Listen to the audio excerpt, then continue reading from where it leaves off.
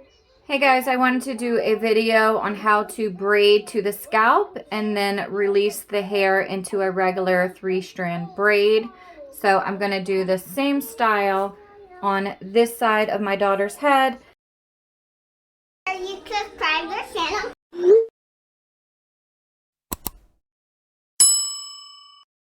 Now this hair is already detangled. I've created my straight line, so the braid will go along the front of her face and then just end up with a 3-strand braid.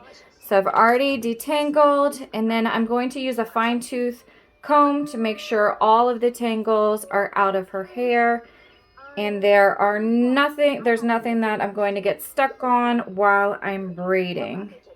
So once it's nicely detangled, you want to go in with some kind of gel or extra control gel, extra hold. This is the Shine and Jam.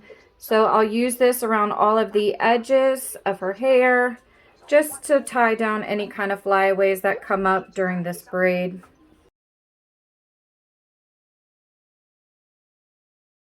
So smooth in the gel with your fine tooth comb, and then you can start from the top.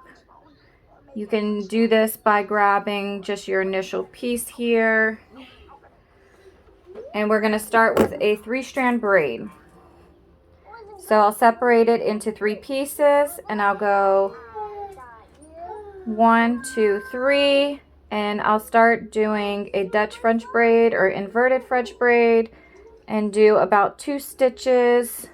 And then we're going to start adding hair. So I'll grab hair from the front, add it to the outside braid, take that, twist it under the center strand, and then grab hair from the outside here, twist that under as well, take that to the other side. I'm going to grab hair and add it to that strand. Make sure you're detangling as you go. Tighten it. And then we need to grab hair from this other side. So grab that.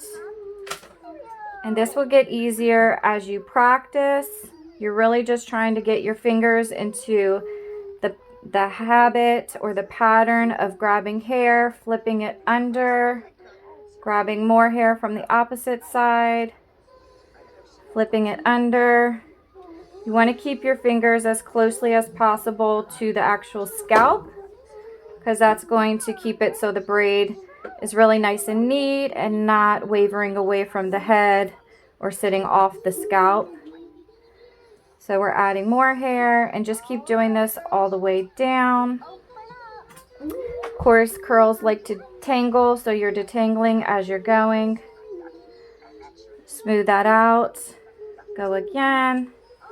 Every time you're adding hair to the outside layer, you're coming back in and swooping under the center strand, and then tighten as you go. So we'll keep adding hair, and you can make these braids as big or as small as you want. Of course, the smaller braids are going to last longer, but they do take longer to actually do and put in, but you just have to weigh what is best for you. Do you want to make bigger braids that aren't going to last as long, or smaller braids that's going to take longer to do but last longer? So we're getting to the end here. I'm still tightening as I go, adding hair, going under, adding hair, going under, coming down to the front of the ear. You want to be careful here because a lot of times it will start to pull off the scalp, and that's just because your hands are not close enough to the scalp while you're braiding. So keep your fingers really close to the scalp as you're doing this. Detangle as you go. And then after that, I've gathered all the hair from the scalp. So now I can just end with a 3-strand braid. And that's it. So that's how you braid to the scalp. And then you end with just a 3-strand braid, and you can add some beads or anything else, or just a rubber band.